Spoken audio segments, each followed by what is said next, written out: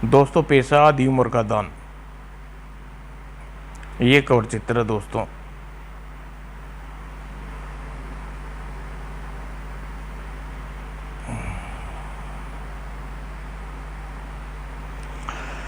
मृदंगपुर राज्य के राजा वंशलोचन के पत्र को अहिर रावल नगर का राजा विशन बहुत ही ध्यान से पढ़ रहा था। राजा विशन, हमने तुम्हारी पुत्री रुकामत रुकावती को बहुत चर्चे सुने हैं, इसलिए तुम्हारी पुत्री के साथ विवाह करना चाहते हैं। हमें आशा है अपनी पुत्री मृदंगपुर जैसे विराट नगर की महारानी बनाकर तुम्हें अपार खुशी होगी। राजा विरसलोचन मृदंगपुर। पत्थर पढ़कर राजा विशनचंद सोच में पड़ गया। ओह, बड़ी विकट परिस्थिति में फंस गया हूँ मैं। राजा वंशलोचन के ऐसा प्रस्ताव भेजा, क्या तनिक भी लज्जा नहीं आई, और रुक्मिणी का संबंध तो प्रशांत नगर के युवराज के साथ तय हो चुका है। कुछ देर विचार करने के पश्चात राजा विशन मृगंधपुर के दूत से कहा, दूत, हमें यह प्रस्ताव भिजवाने समय तुम्हारे राजा को अपनी आयु के ख्याल रखना चाहिए था।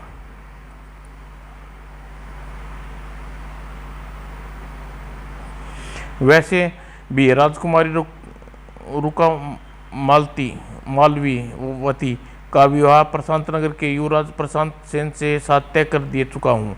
आने वाली पूर्णवासी को रुक्मावती का प्रशांत सेन से विवाह होगा। ओह, ऐसा फिर मैं अपने महाराज से जाकर क्या कहूँ राजन? तुम उनसे जाकर यही कहना कि अपने आने वाली पूर्णवासी को सादर सादर अही रावल पधारें और विवाह समारोह में शामिल हों। वर और वधु को अपना आशीर्वाद देकर हमें कृतज्ञ करें। कृपा राजन, मैं जाकर महाराज के आपका यही संदेश दूंगा। जब दूत ने सूचना मृगपुरम के राजा को वंशलोचन को दी, राजा विशनसेन ने इतनी हिम्मत की हमारा प्रस्ताव ठुकरा दिया। यदि वह चाहता तो प्रशांत सेन से रुकवती का संबंध तोड़कर रुक्मावंती का विवाह हमारे साथ कर सकता था। वंशलोचन का क्रोध बुरी तरह भड़क उठा। मैं आने वाली पूर्णवासी को अहिला नगर की जाऊंगा, मगर मैं राजकुमारी रुकावती को विवाह का आशीर्वाद देने नहीं, अब तो विवाह मंडल से उसका अपहरण करने जाऊंगा। पूर्णमासी आने में कभी 15 दिन शेष हैं। आज ही प्रस्थान करूंगा तो मैं पूर्णमासी के दिन अहिला वो नगर पहुंच जाऊंगा। उसने उसी समय सेनापति को आदेश दिया, सेनापति, सेना को कूच करने की तैयारी करो। हम आज ही अहिलापुर नगर अहिरावलपुर नगर की ओर कूच करना चाहते हैं। जो आज्ञा महाराज। और दल बल सहित राजा वंशलोचन अहिलावरपुर की ओर चल दिए। 10 दिन तक उसका काफिला बेरोक टोक अपने गणतंत्र स्थान तक बढ़ता रहा, और 11वें दिन जब अपने काफिले के साथ वे टोंक नदी के तट पर पहुंचे, ओह, तेज वर्षा प्रारंभ हो गई। महाराज, ऐसे खराब मौसम में हमें सही तट पर रुककर वर्षा बंद होने की प्रतीक्षा करनी चाहिए। तुम ठीक कह रही हो सेनापति जी, हम कुछ देर पश्चात जब वर्षा रुक जाएगी तब ही नदी पार करेंगे। लेकिन वर्षा रुकी नहीं। वह पूरे 2 दिन तक लगातार होती रही, और इस प्रकार टोक नदी में बाढ़ आ गई। इस बेवक्त मौसम में वर्षा ने तो हमें हमारी सारी योजना पर चौपट कर दिए है। ऐसी विकट परिस्थितियों में हमें अब यहाँ तक रुके रह सकते हैं। 5वें दिन सब हैरान परेशान यह सोच रहे थे, महाराज इस आंधी तूफान वर्षा मौसम में यहाँ पड़ाव क्यों डाले हुए हैं? वे अपने राज्य को वापस क्यों नहीं लौट जाते? पता नहीं महाराज के मन में क्या सोच रहे हैं। लगता है यहीं पर जल समाधि लेनी होगी।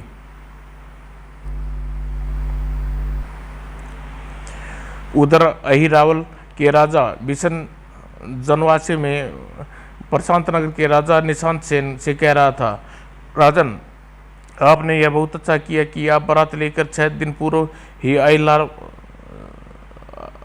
अहिरावलपुर नगर में आ गए। यदि आप यहाँ पहुँचने में 1-2 दिन की देर हो जाती तो अनर्थ हो जाता। क्यों राजन? 5 दिन लगातार टोक नदी के आसपास वाले क्षेत्र में मूसलाधार वर्षा हो रही है। वह जल क्षेत्र एक हो गया है। ओ, ऐसा लगता है आप ठीक कह रहे हैं राजन, क्योंकि टोक नदी पार करने के पश्चात ही प्रशांत नगर से अहिलावलपुर नगर में प्रवेश किया जा सकता है। राजन, जो हो ठीक ही हुआ। अब बारात और युवराज प्रशांत सहित विवाह मंडल में पहुंचने की कृपा कीजिए। विवाह का शुभ मुहूर्त कुछ देर पश्चात का है। ठीक है राजन। और सब धूमधाम के साथ युवराज प्रशांत सेन की बारात राजा बिशन के महल के द्वार पर पहुंची। राजा बिशन ने आगे बढ़कर बारात का स्वागत किया और शुभ मुहूर्त पर युवराज प्रशांत सेन ने राजकुमारी रुकुमावती मालवती का विवाह संपन्न हो गया। मुकुंदपुर का राजा वंश लोचन विवाह में न आया, वह अच्छा हुआ। वह अगर आता तो विवाह में कोई न कोई बखेड़ा जरूर अवश्य खड़ा कर सकता था। और बुरी तरह हताश राजा वंशलोचन टोक नदी के तट पर अपने शिविर में सोच रहा था, प्रगति ने हमें से धोखा दिया है, वरना इस समय अहिलावलपुर नगर में होती और वहाँ राजकुमारी रुकुमावती का विवाह युवराज प्रशांत सेन से हो चुका होगा। अब तो वहाँ जाना बेकार है। फिर उद्देश्य को पूरा करने के लिए मैं सेना सहित मुकुंदपुर चला था, वह उद्देश्य पूरा नहीं हुआ, इसलिए यहाँ डेरा डालने रखना व्यर्थ है। मुझे कल ही मुकुंदपुर वापस लौट जाना चाहिए। और कुदरत का ऐसा करिश्मा देखिए, उसी रात वर्षा रुक गई और सुबह होते होते टोक नदी का पानी आश्चर्यजनक रूप से उतर गया। अब मुझे सेनापति को बुलाकर उसे सेना वापस मुकुंदपुर लौटने का आदेश देना चाहिए। जब वह बारात यहाँ पहुँचेगी तो अपनी सेना के साथ उस बारात पर दावा बोल देंगे और रुकुमावती की। तभी वंश लोचन, यह क्या करने जा रहा है तू?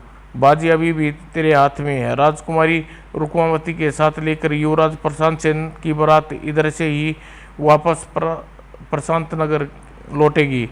यहीं रुककर तू उस बारात की प्रतीक्षा करनी चाहिए। और जब बारात यहाँ से पहुँचे तो तू अपनी सेना के साथ बारात पर दावा बोल देगा और रुकुमावती को मौत के घाट उतार कर अपने कलेजे की ठंडक धधकती हुई आग को ठंडी कर लेना। हाँ, यह ठीक रहेगा।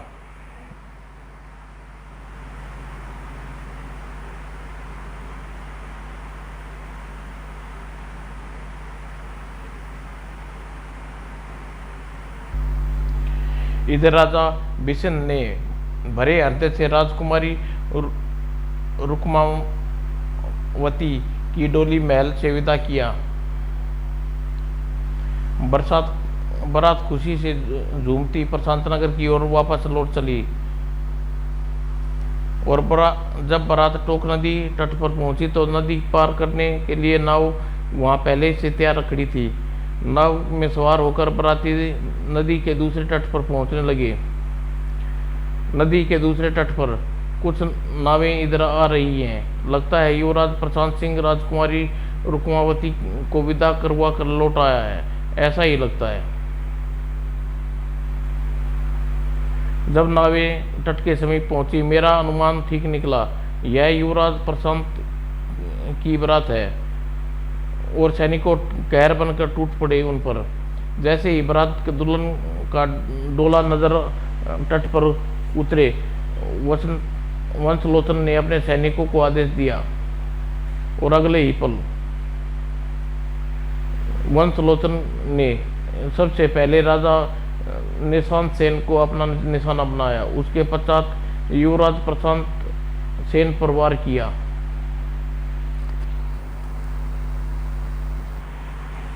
तब रुक्मावती के बाल खींचते हुए क्रोध से चीखता उठा, तेरे कारण आज यह हत्याकांड हुआ है।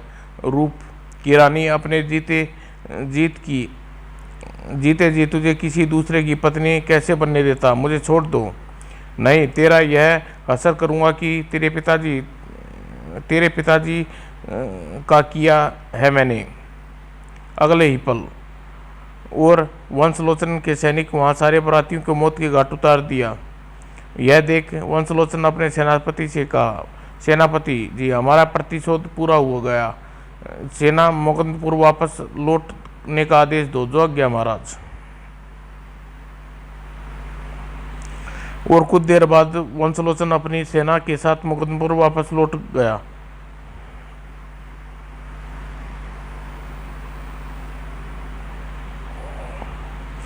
राजा विशन जो इस समय जगंत हत्याकांड की सूचना मिली, वंशलोचन ने मेरी पुत्री दामाद के साथ कुसंगित व्यवहार किया है, मैं नहीं छोड़ूंगा। मैं उसके बदला लेने के लिए मृदंगपुर की ईंट से ईंट बजा दूंगा।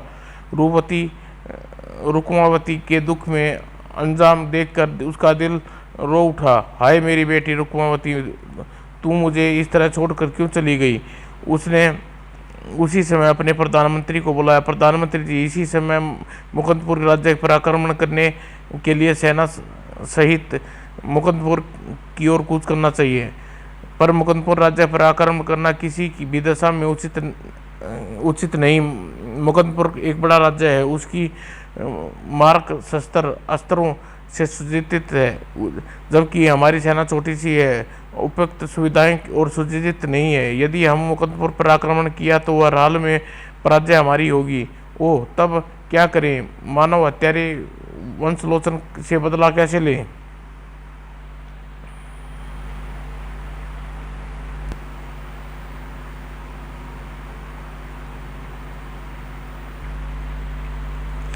प्रधानमंत्री सोच में पड़ गया। कुछ सोचने के पश्चात, महाराज मुझे एक उपाय सूझा है। कौन सा उपाय? महाराज, जिस प्रकार राजा वंशलोचन ने राजकुमारी रुक्मावती के साथ किया है, वैसा ही व्यवहार आप भी राजा वंशलोचन के राज परिवार कन्याओं के साथ क्यों नहीं करते?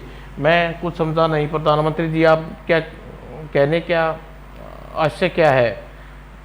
महाराज, राजा वंशलोचन के परिवार में कन्याओं को आपने राज्य में लाकर उन्हें मौत के घाट उतार कर राजा वंशलोचन से बदला ले सकते हैं, लेकिन कैसे वंशलोचन के राज परिवार की कन्याओं को अहिरावल नगर में कैसे लाया जा सकता है? इसका उपाय मैंने सोच लिया।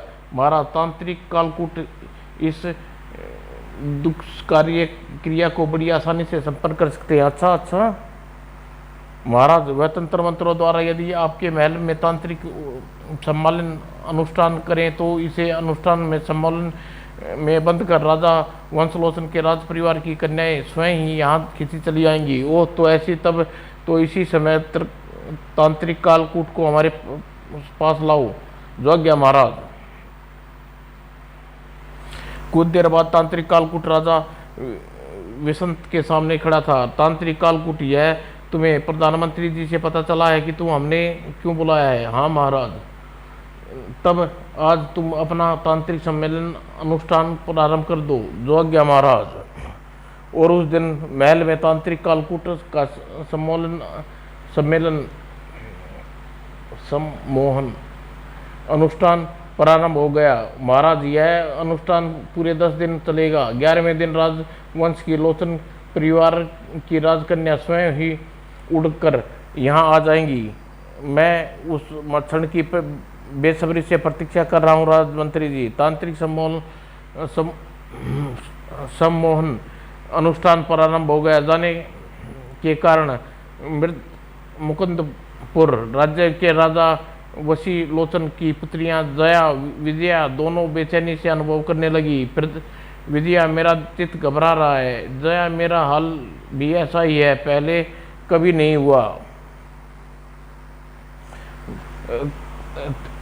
3 दिनों में उनका हाल खराब हो गया। हर समय वह बड़बड़ाने लगी, मुझे कोई बुला रहा है, मुझे कोई बुला रहा है। यह अचानक इन दोनों को क्या हो गया है?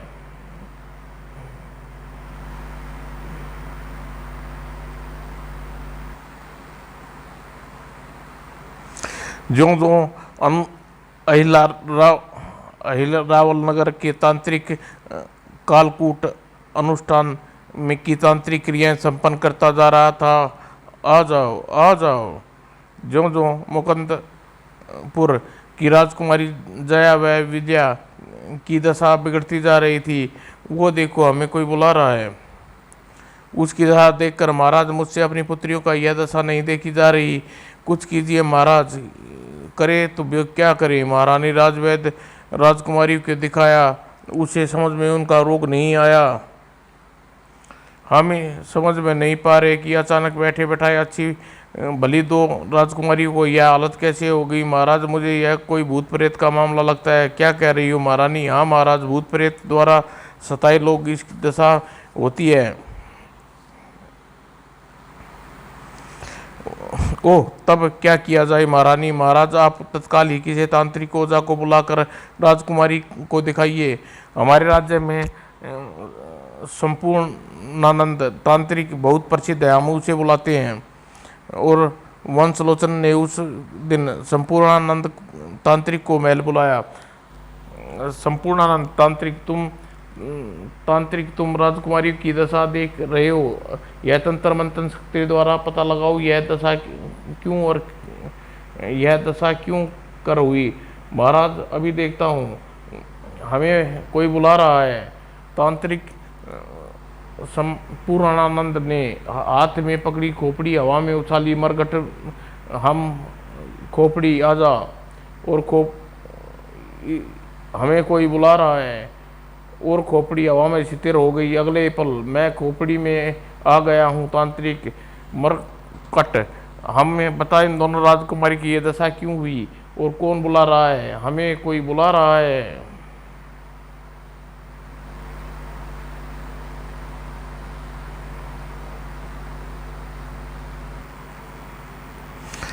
तांत्रिक संपूर्णानंद का कथन सुनते ही सुन खोपड़ी वायुमंडल में राजकुमारी जया और विद्या की ओर घूम गई। तत्काल ही बड़बड़ाती हुई जया विद्या चुप हो गई।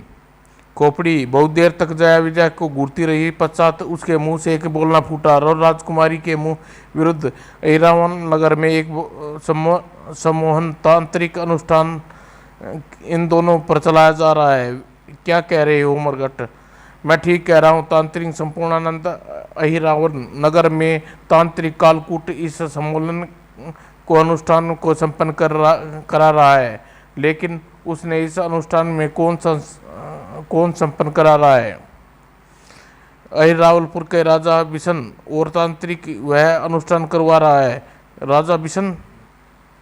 हाँ राजन, आज से 5वें दिन पश्चात जब उसका यह सम्मेलन अनुष्ठान पूरा हो जाएगा, तब दोनों राजकुमारियां जया विजया स्वयं उड़कर उनके पास पहुंच जाएंगी। क्या कहा? हाँ राजन, जब दोनों राजकुमारियां वहां पहुंच जाएंगी तो राजा बिशन उन्हें मौत के घाट उतार कर अपना प्रतिशोध की ज्वाला को शांत कर लेगा। प्रतिशोध की ज्वाला? हाँ राजन, आपने उसकी पुत्री राजकुमारी रुक्मावती उसके पति बरातियों को अकारण मार डाला। राजा बिशन अपने इसी बात का प्रतिशोध लेना चाहते हैं। ओह, और कुछ सोचकर वंशलोचन खोपड़ी से बोला, नहीं राजन, ऐसा कोई उपाय नहीं है। मरघट, क्या कोई ऐसा उपाय है जिसे करने से राजकुमार जया विजया तांत्रिक कालकूट द्वारा किए गए सम्मोहन अनुष्ठान पास से मुक्त हो जाए? यह तुम क्या कह रहे हो मरघट? हाँ राजन, यह तांत्रिक शक्ति की भूल कर भी किसी दूसरी तांत्रिक शक्ति की साधना में बाध्य नहीं बनती। और उन दोनों राजकुमारी को उड़कर अहिरावलपुर जाना ही होगा और वहां मौत के गले लगाना ही होगा। ओह, उस अवस्था में हमारे लिए घोर अपमान की अवस्था होगी। मरघट, उस अपमान से बचने के लिए कोई न कोई उपाय बताओ। उस शर्मनाक अवस्था से बचने का एक ही उपाय है राजन। आप महेश्वस उस कठिन उपाय की क्रिया से निश्चिंत नहीं कर पाओगे। तुम हमें उपाय बताओ तो सही मरघट, हम हर हालत में उस उपाय को करके रहेंगे।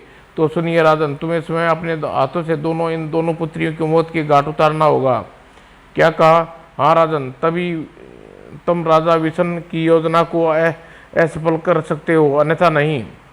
ओह, तो मुझे अपनी पुत्रियों की हत्यारा बनना होगा।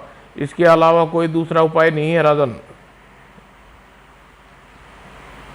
तब तांत्रिक संपूर्णानंद की ओर खोपड़ी से उन्मुख हुए।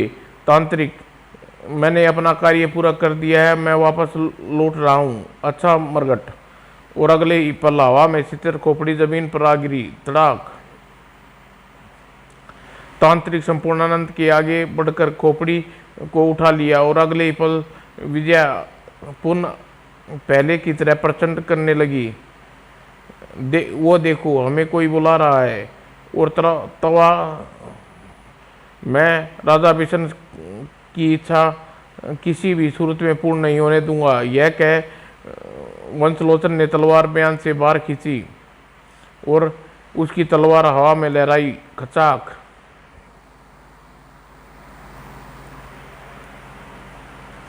इधर अहिर रावल नगर में ओह, यह क्या, हवन कुंड की अग्नि एकाक बुझ क्यों गई? उसमें सामने रखी खोपड़ी में एक 5 बार हाथ फिराया, तत्काल ही एक प्रेत उसके सामने प्रकट हुआ। ककड़ासुर, बता, हवन की अग्नि बुझ क्यों गई? क्योंकि राजकुमारी जया और विद्या राजा वंशलोचन ने मार डाला। तब तो मेरा प्रतिशोध अधूरा रह गया। तुम प्रतिशोध की ही राग अल्लाह पर रहे हो राजन। बिश्नापुर के राजा वंशलोचन ने तुम्हारे राज्य पर आक्रमण करने के उद्देश्य से अपनी सेना के साथ अहिरावल नगर की ओर कूच कर रहा है। ओह, यह तो भारी अनर्थ हो गया ककड़ासुर। क्योंकि राजकुमारी जया और विद्या उसने तुम्हारे अनुष्ठान की भनक लग गई। तांत्रिक कलकूट, इसलिए तुम्हारे अनुष्ठान को पूरा न होने देने के लिए उसने अपनी पुत्रियों को स्वयं मार डाला। ओह, अब क्या होगा? राजा वंशलोचन की सेना तो बहुत विशाल और जांबाज है। युद्ध में हमारी हार निश्चित हो जाएगी। राजा विष्णु, इस प्रकार घबराने से कुछ नहीं होगा। देखो राजा विष्णु, राह में पड़ने वाली टो नदी को पार करने के लिए अहिरावल नगर में प्रवेश कर सकता है। इससे अलावा अहिरावल में प्रवेश करने का कोई अन्य रास्ता नहीं है। मैं तुम्हें तांत्रिक क्रिया द्वारा अभिमंत्रित किया हुआ ऐसा जल दूंगा जिससे टोक नदी का जल में डालना होगा। उस जल के प्रभाव से टोक नदी का जल राजा वंशलोचन की सेना सहित मौत का जाल साबित होगा। यह कैसे तांत्रिक कालकूट? जैसे ही राजा वंशलोचन की लड़ाकू सेना टोक नदी में उतरेगी, वैसे ही उसका जल पोत जल में भस्म हो जाएगा। जल में जलपोत भस्म हो जाएगा। हाँ राजन, यह उस जल के प्रभाव से होगा जिस जल को मैं अभिनियंत्रित करके तुम्हें दूंगा। ओह, और तांत्रिक कालकूट ने एक पात्र में जल लेकर उसे मंत्रों से अभिनियंत्रित किया। तत्पश्चात, लो राजन, यह जल को तुरंत टोक नदी में डाल दो। ठीक है तांत्रिक। राजा विष्णु ने उसी दिन जाकर टोक नदी में तांत्रिक कालकूट का द्वारा अभिनियंत्रित जल डाल दिया। अब राजा वंशलोचन चाहकर भी मेरा और मेरे राज्य का हित नहीं कर पाएगा। उधर राजा वंशलोचन अहिरावल नगर पर आक्रमण करने के लिए अपनी विशाल सेना द्वारा टोक नदी की ओर बढ़ा जा रहा था। जब वह अपनी सेना साथ टोक नदी के तट पर पहुंचा, सेनापति, हमें आज ही जलपोत द्वारा टोक नदी को पार कर लेना चाहिए। जो आज्ञा महाराज। और जैसे ही जांबाज सैनिक पहला दस्ता जलपोत में सवार हुआ, ओह, अचानक यह जलपोत विभाग से गिर गया और सैनिक सहित जलपोत जलकर सिर भस्म हो गया। यह देख सेनापति जी, ऐसा लगता है जैसे जलपोत में कोई यांत्रिक खराबी आ गई, जिसके फलस्वरूप जलपोत भस्म हो गया। ऐसा ही लगता है महाराज। तब महाराज यंशलोचन के आदेश पर सैनिक को दूसरा दस्ता जलपोत में सवार हुआ और अगले ही पल जलपोत में आग लग गई। ओ, इसमें भी आग लग गई। यह जलपोत में सैनिक सहित भस्म हो गई। महाराज, ऐसा लगता है राजा विष्णु ने हमारी योजना का भनक लग गई है और उसने कोई तांत्रिक क्रिया संपन्न कराकर टोक नदी के जल में अभिनियंत्रित कर दिया है। अब हमें कोई ऐसा ही लगता है सेनापति जी। महाराज, ऐसी अवस्था में हमारा मुदंगपुर वापस लौट जाना ही श्रेय है, वरना अपनी सारी सेना को हाथ धो बैठेंगे। आप ठीक कह रहे हैं सेनापति जी। राजा वंशलोचन अपनी सेना सहित मर्दंगपुर वापस लौट गया और यह सूचना पाकर राजा बिशन को मिली, तांत्रिक कालकूट, तुम्हारी कृपा से हम रावल नगर के शत्रु रक्षा संभव हो सकी। मैं तुम्हारा बहुत आभारी हूँ राजन। मेरा ऐसा करना मैंने अपने आप पर कोई उपाय आप पर कोई उपाय नहीं किया, मैंने ऐसा करके अपने देश की सेवा की है। 21।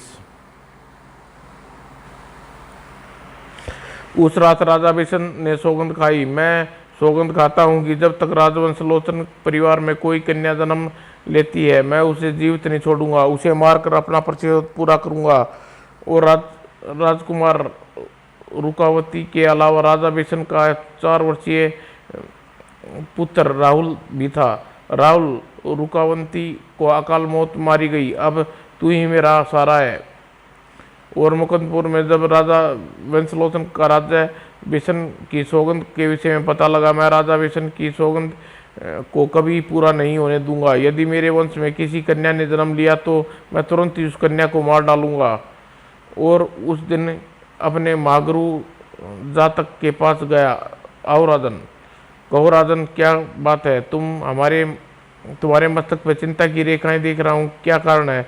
गुरुदेव, मैं अपनी पुत्री को मार चुका हूँ, उसके अलावा मेरे कोई संतान नहीं है। यह जानते हुए इन दिनों छोटी रानी कल्याणी गर्भवती है।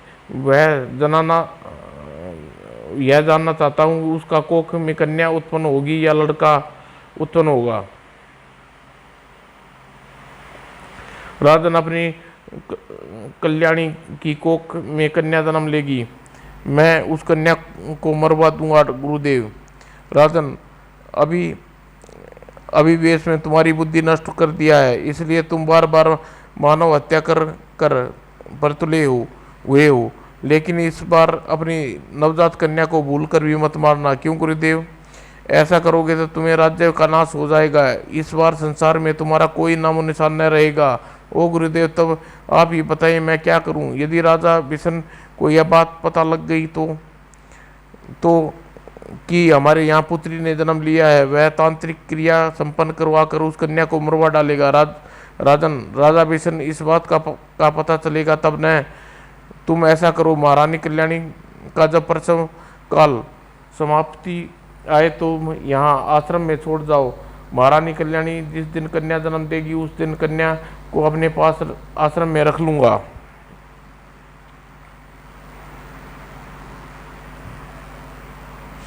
महर्षि जातक ने अपनी सारी योजना राजा वंशलोचन को बताई। ठीक है गुरुदेव, मैं ऐसा ही करूंगा। और कई माह पश्चात जब रानी कल्याणी प्रसव काल में समीप आया तो राजा वंशलोचन ने एक दिन आंखें के बहाने महर्षि जातक के आश्रम में ले गया और वहाँ रानी कल्याणी को एक कन्या को जन्म दिया। जब राजा वंशलोचन महर्षि जातक की पत्नी अहिला के साथ से बोला, माँ, यह कन्या आपकी छत्र छाया में छोड़कर जा रहा हूँ, इसका ख्याल रखना, तुम इसकी फिक्र तनिक भी न करो राजन वंशलोचन। और राजा वंशलोचन अपनी रानी कल्याणी के साथ मुकुंदपुर वापस लौटा गया। वहाँ उसने अन्य रानियों को बताया, रानी कल्याणी को वन में मृत कन्या ने जन्म दिया था, इसका अंतिम संस्कार वन में कराया।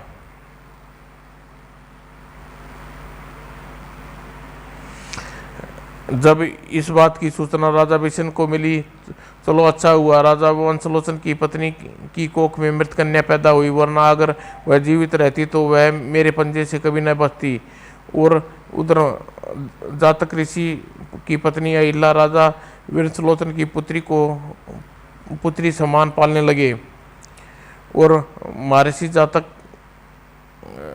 ने उस कन्या का नाम तृप्ता रखा।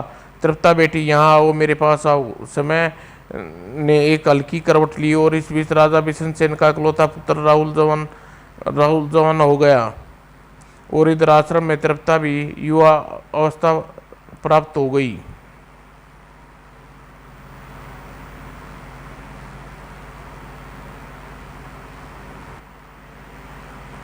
एक दिन जातक महर्षि तृप्ता से बोले, बेटी तृप्ता, पूजा अर्चना हेतु वन में कुछ फूल तोड़ ला। जी पिताजी महाराज। तृप्ता डोलिया उठाकर वन में फूल तोड़ने चल दी। उसी वन में उस अहिरावल नगर के युवा राजकुमार राकेट खेलने आया हुआ था और वन में तृप्ता फूल तोड़ रही थी। बचाओ! और तृप्ता की पुकार सुनकर युवा राहुल वहां पहुंचा। ओ, यदि मैंने उस समय रहते उसे कुछ न किया था, वह बेहतर उस युक्ति को डस लेगा। और उसने लंबी उछाल भरी और सरप सहित दूर जा गिरा। अगले ही पल विष के प्रभाव से तत्काल राहुल का शरीर नीला पड़ गया और सिर दी उसकी सांस रुक गई। ओ, मुझे बचाने के चक्कर में यह युवक बेमौत मारा गया। और सहसा उसने सोचा, क्या पता मेरा ख्याल गलत हो और अभी यह युवक जीवित हो। मुझे उठाकर इसे पिताजी के पास ले चलना चाहिए। क्या पता कोई औषधि लगाकर इसे जीवित बचा ले। और विष के प्रभाव से तत्काल ही राहुल का शरीर नीला पड़ गया, उसकी सांसें रुक गई और इसे बचाने के चक्कर में युवक मारा गया। यह सोच वह राहुल के निर्जीव शरीर को कंधे पर उठाया और चल दी।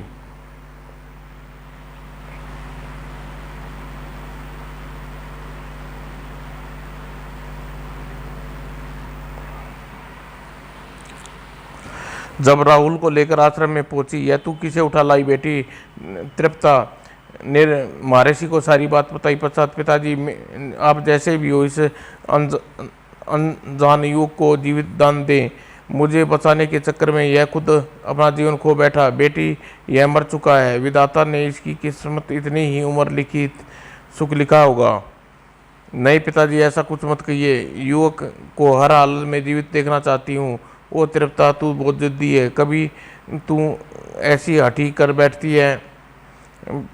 पिताजी, आपने आज तक मेरी हर जिद को पूरा किया, आज मेरी ये जिद को भी पूरा कर दीजिए। तो सुन, युवक को अब तभी नया जीवन मिल सकता है जब इसे कोई अपना आधी उम्र दान दे दे। पिताजी, इस युवक ने मेरी आधी उम्र देने को तैयार हूँ। ओ, तू अपनी उम्र इसे दान देगी? जी पिताजी। तृप्ता, मुझे गर्व है तुझ पर। गंगा जल हाथ में लेकर, हे, मैं अपनी आधी उम्र इसको दान देती हूँ।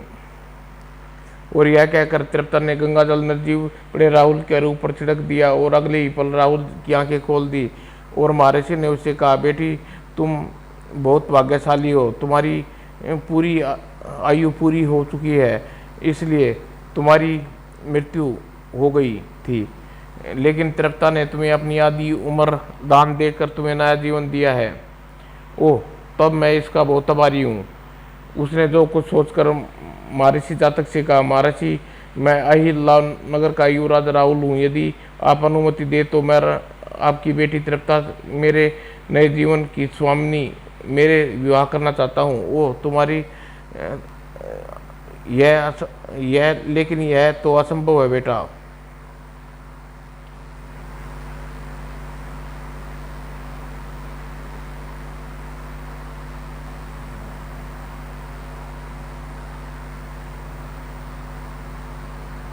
क्यों महर्षि, मुझे ऐसी क्या कमी है? ऐसी बात नहीं है बेटा। तृप्ता को श्रद्धा योग्य है। तुम्हारे पिता और तृप्ता के पिता में वर्षों से दुश्मनी है। तृप्ता के पिता तृप्ता को आप क्या अपनी दुश्मनी मेरे पिता से?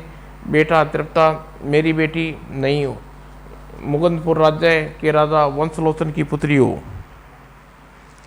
ओह, मैं समझा महर्षि। अब इस बात की चिंता मत कीजिए। मुझे अपने पिता और तृप्ता के पिता की दुश्मनी को दूर करने रहूँगा। मुझे आपका आशीर्वाद चाहिए। मेरा आशीर्वाद सदैव तुम्हारे साथ है बेटा। और महर्षि के आश्रम से लौटकर राहुल अपने पिता के राजा विशन के पास पहुंचा। पिताजी महाराज, मैं मुकुंदपुर के राजा वंशलोचन की पुत्री से विवाह करना चाहता हूँ। यह तुम क्या कह रहे हो युवराज? वंशलोचन की कोई पुत्री नहीं है। पिताजी महाराज, राजा वंशलोचन ने अपनी सौगंध देकर आपकी सौगंध के भय से छिपा कर रखा और अपनी बेटी महर्षि जातक के आश्रम में लोगों की नज़रों से छिपा कर पली बड़ी। और वही मेरी उससे प्रथम मुलाकात हुई। वो राजा वंशलोचन ने मुझे वर्षों से धोखे में रखा। खैर कोई बात नहीं, मैं अभी महर्षि जातक के आश्रम में जाकर वंशलोचन की पुत्री का वध किए देता हूँ।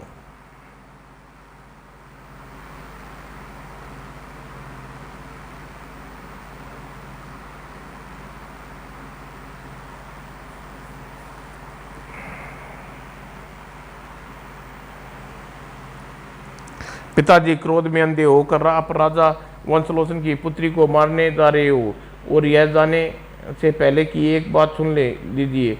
आपके बेटे के सीने में इस समय जो सांसें धड़क रही हैं वह वंशलोचन की पुत्री की देन सांसें हैं। यह तू क्या कह रहा है बेटे? पिताजी महाराज, मैं तो कब कब का मर गया था। वंशलोचन की पुत्री तृप्ता ने अपनी आधी उम्र मुझे दान में देकर मुझे नया जीवन दिया, लेकिन कैसे, मैं सब कुछ समझा नहीं। तब राहुल ने पिता को सारी बात विस्तार से बताई। पिताजी वर्षों पूर्व यदि राजा वंशलोचन की आज्ञा वंश अपनी पुत्री की जान ले ली थी। आज उसी वंशलोचन की पुत्री ने आपके इकलौते पुत्र की आधी उम्र दान में दी है, और यह इस प्रकार हिसाब बराबर हुआ। पिताजी महाराज, क्रोध व प्रतिशोध की ज्वाला को ठंडी करके ठंडे दिल से मेरे कथन को गौर कीजिए। पिताजी, शायद आपको मेरी बात समझ में आ जाए।